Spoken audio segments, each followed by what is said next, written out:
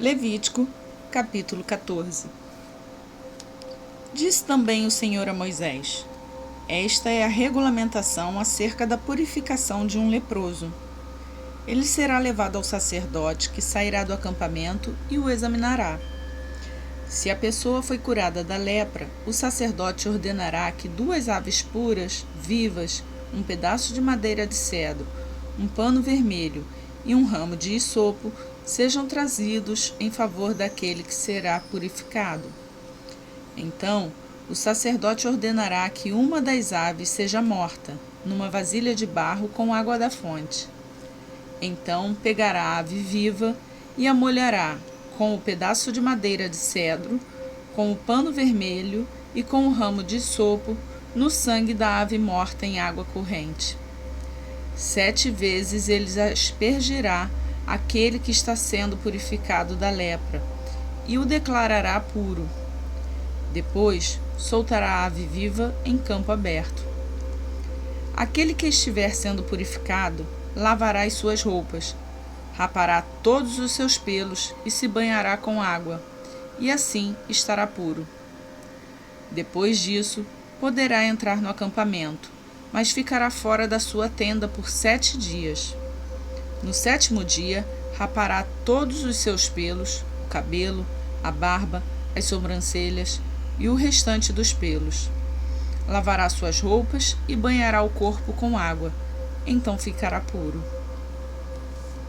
No 8º dia, pegará 2 cordeiros sem defeito e uma cordeira de 1 ano sem defeito, com 3 jarros da melhor farinha amassada com óleo, como oferta de cereal, e uma caneca de óleo.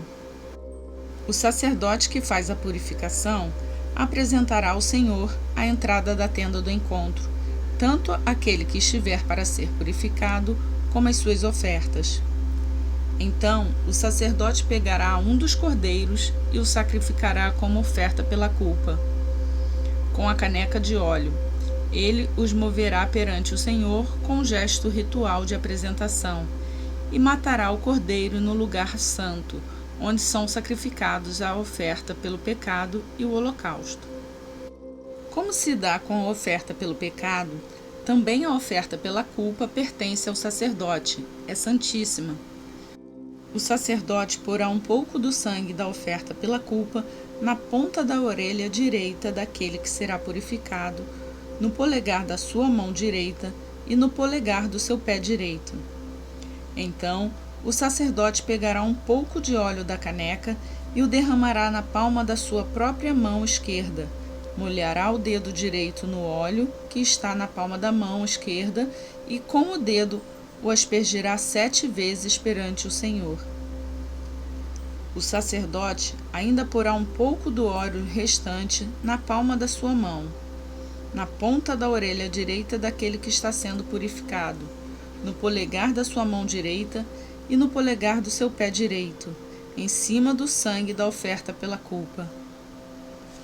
O óleo que restar na palma da sua mão, o sacerdote derramará sobre a cabeça daquele que está sendo purificado, e fará propiciação por ele perante o Senhor. Então, o sacerdote sacrificará a oferta pelo pecado e fará propiciação em favor daquele que está sendo purificado da sua impureza. Depois disso, o sacerdote matará o animal do holocausto e o ofertará sobre o altar com a oferta de cereal. E assim fará propiciação pelo ofertante, o qual estará puro.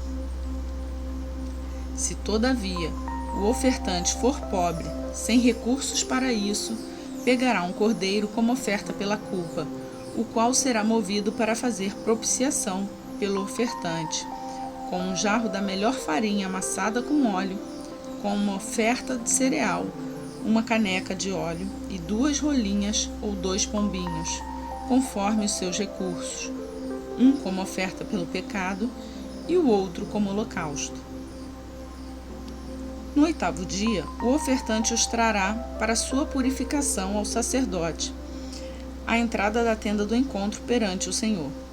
O sacerdote pegará o cordeiro da oferta pela culpa com uma caneca de óleo e os moverá perante o Senhor como gesto ritual de apresentação. Matará o cordeiro da oferta pela culpa e pegará um pouco do sangue e o porá na ponta da orelha direita daquele que está sendo purificado, no polegar da sua mão direita e no polegar do seu pé direito. O sacerdote derramará um pouco do óleo na palma de sua mão esquerda e com o dedo indicador direito aspergirá um pouco do óleo na palma de sua mão esquerda 7 vezes perante o Senhor. Ele porá o óleo da palma da sua mão nos mesmos lugares em que pôs o sangue da oferta pela culpa, na ponta da orelha direita daquele que está sendo purificado, no polegar da sua mão direita e no polegar do seu pé direito. O que restar do óleo na palma da sua mão, o sacerdote derramará sobre a cabeça daquele que está sendo purificado para fazer propiciação por ele perante o Senhor. Depois, sacrificará uma das rolinhas ou um dos pombinhos, conforme os seus recursos, um como oferta pelo pecado e outro como holocausto, com a oferta de cereal. Assim, o sacerdote fará propiciação perante o Senhor em favor daquele que está sendo purificado. Essa é a regulamentação para todo aquele que tem lepra e não tem recursos para fazer a oferta da sua purificação. O Senhor disse a Moisés e a Arão: quando vocês entrarem na terra de Canaã, que dou a vocês como propriedade, e eu puser mancha de mofo numa casa, na terra que lhes pertence, o dono da casa irá ao sacerdote e dirá: parece-me que há mancha de mofo em minha casa. Antes de examinar o mofo, o sacerdote ordenará que desocupem a casa, para que nada que houver na casa se torne impuro. Depois disso, o sacerdote irá examinar a casa. Examinará as manchas nas paredes, e se elas forem esverdeadas ou avermelhadas e parecerem mais profundas do que a superfície da parede, o sacerdote sairá da casa e a deixará fechada por 7 dias. No 7º dia voltará para examinar a casa. Se as manchas se houverem espalhado pelas paredes da casa, ordenará que as pedras contaminadas pelas manchas sejam retiradas e jogadas num local impuro, fora da cidade. Fará que a casa seja raspada por dentro e que o reboco raspado seja jogado num local impuro, fora da cidade. Depois, colocarão pedras no lugar das primeiras e rebocarão a casa com barro novo. Se as manchas tornarem a alastrar-se na casa depois de retiradas as pedras e de raspada e rebocada a casa, o sacerdote irá examiná-la, e se as manchas se espalharem pela casa, é mofo corrosivo. A casa está impura. Ela terá que ser demolida. As pedras, as madeiras e todo o reboco da casa, tudo será levado para um local impuro, fora da cidade. Quem entrar na casa enquanto estiver fechada estará impuro até a tarde. Mas aquele que dormir ou comer na casa terá que lavar suas roupas. Mas se o sacerdote for examiná-la e as manchas não se houverem espalhados depois de rebocada a casa, declarará pura a casa, pois as manchas do mofo desapareceram. Para purificar a casa, ele pegará 2 aves, um pedaço de madeira de cedro, um pano vermelho e hisopo. Depois matará uma das aves numa vasilha de barro com água da fonte. Então pegará o pedaço de madeira de cedro, o hisopo, o pano vermelho e a ave viva e os molhará no sangue da ave morta e na água da fonte e aspergirá a casa 7 vezes. Ele purificará a casa com o sangue da ave, com a água da fonte, com a ave viva, com um pedaço de madeira de cedro, com o hisopo e com o pano vermelho. Depois soltará a ave viva em campo aberto fora da cidade.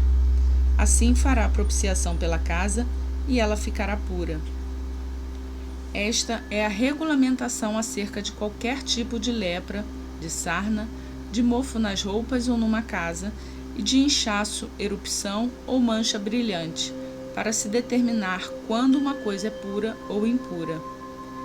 Essa é a regulamentação acerca de qualquer tipo de lepra e de mofo.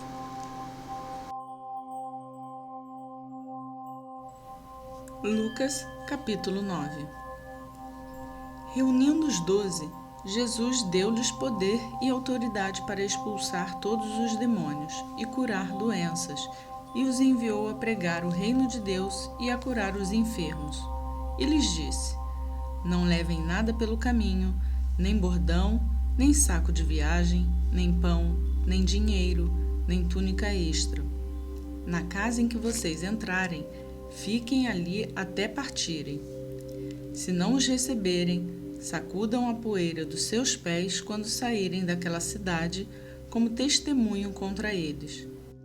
Então, eles saíram e foram pelos povoados, pregando o evangelho e fazendo cura por toda parte.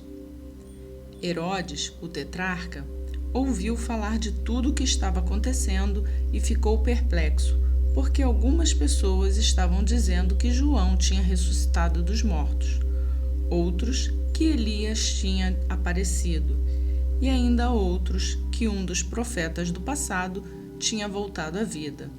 Mas Herodes disse: João eu decapitei. Quem, pois, é este de quem ouço essas coisas? E procurava vê-lo. Ao voltarem, os apóstolos relataram a Jesus o que tinham feito. Então, ele os tomou e retiraram-se para uma cidade chamada Betsaida.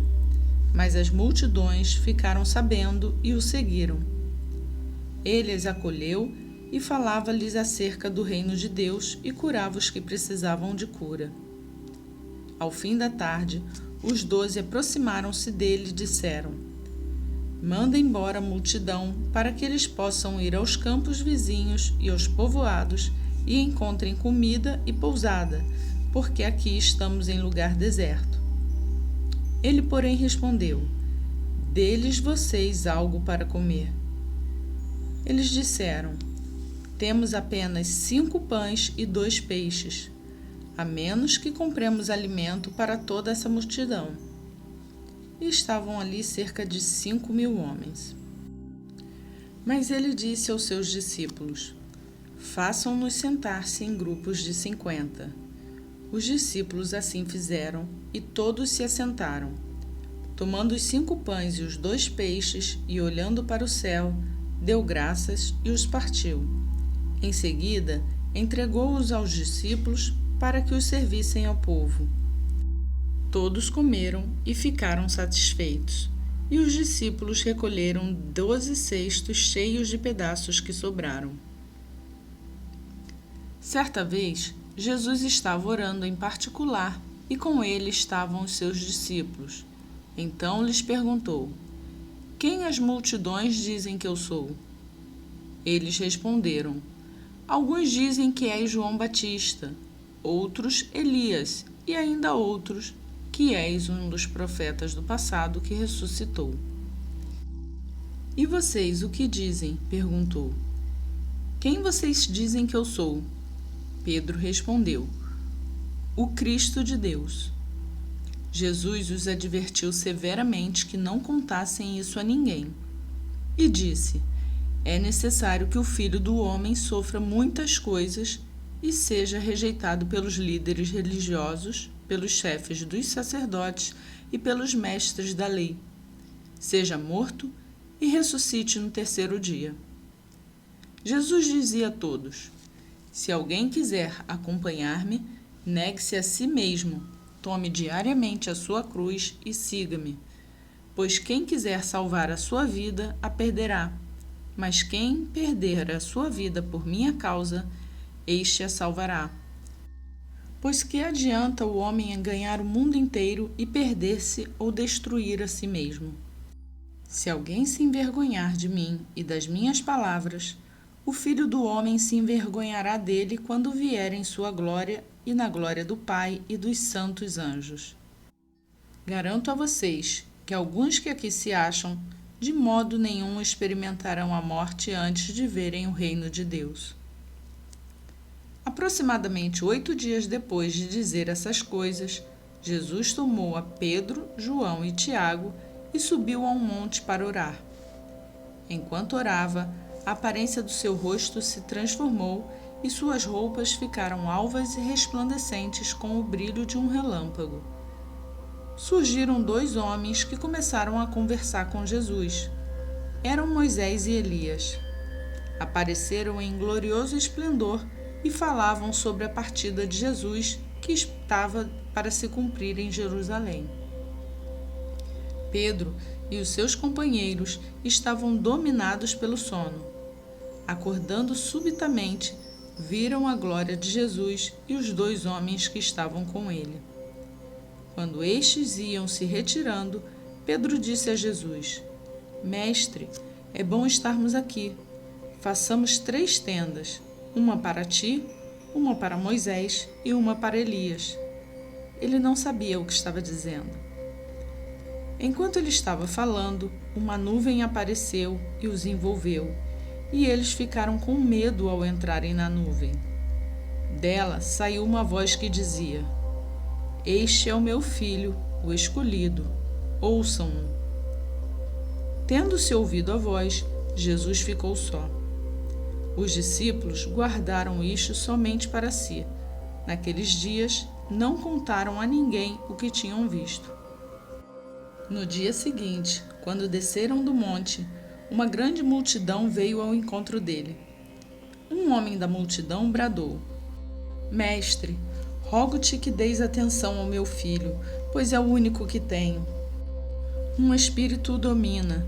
De repente ele grita, lança-o em convulsões e o faz espumar. Quase nunca o abandona e o está destruindo. Roguei aos teus discípulos que o expulsassem, mas eles não conseguiram. Respondeu Jesus: Ó geração incrédula e perversa, até quando estarei com vocês e terei que suportá-los? Traga-me aqui o seu filho. Quando o menino vinha vindo, o demônio o lançou por terra, em convulsão. Mas Jesus repreendeu o espírito imundo, curou o menino e entregou de volta ao seu pai.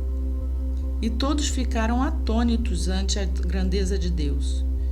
Estando todos maravilhados com tudo que Jesus dizia, ele disse aos seus discípulos: Ouçam atentamente o que vou dizer.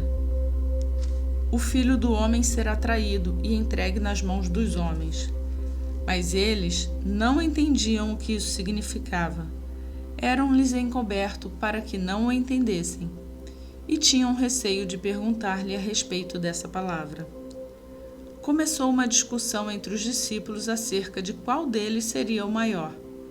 Jesus, conhecendo os seus pensamentos, tomou uma criança, a colocou em pé ao seu lado, então lhes disse: Quem recebe esta criança em meu nome está me recebendo, e quem me recebe está recebendo aquele que me enviou, pois aquele que entre vocês for o menor, este será o maior.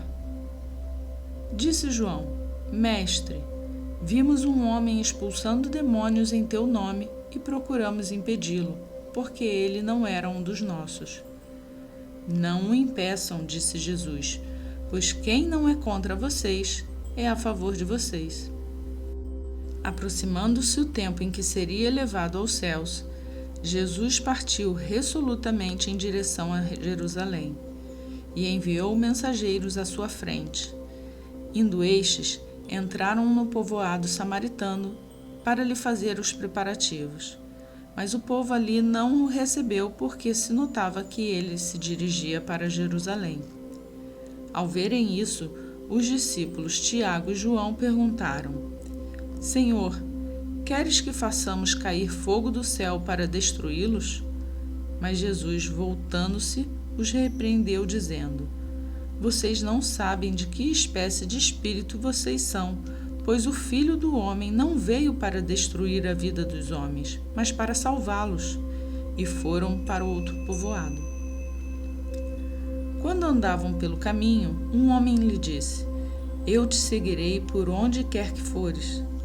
Jesus respondeu: As raposas têm suas tocas, e as aves dos céus têm os seus ninhos, mas o Filho do Homem não tem onde repousar a cabeça. A outro disse: Siga-me. Mas o homem respondeu: Senhor, deixe-me ir primeiro sepultar o meu pai. Jesus lhe disse: deixe que os mortos sepultem os seus próprios mortos. Você, porém, vá e proclame o reino de Deus. Ainda outro disse: vou seguir-te, Senhor, mas deixa-me primeiro voltar e despedir-me da minha família. Jesus respondeu: ninguém que põe a mão no arado e olha para trás é apto para o reino de Deus. E hoje terminamos a leitura do dia 53 do nosso plano de leitura bíblica. Se você gostou dessa leitura, lembre-se de deixar o seu like. Isso ajuda o YouTube a sugerir esse vídeo para outras pessoas e assim podemos alcançar mais vidas. Você também pode compartilhar esse vídeo com quem você quiser. É só clicar em compartilhar. E se você é novo por aqui e ainda não se inscreveu no canal, clica no sininho. Assim você vai ser avisado sempre que um novo vídeo for postado. Eu fico por aqui. Peço a Deus que Ele abençoe o seu dia. E até amanhã, se assim Ele nos permitir.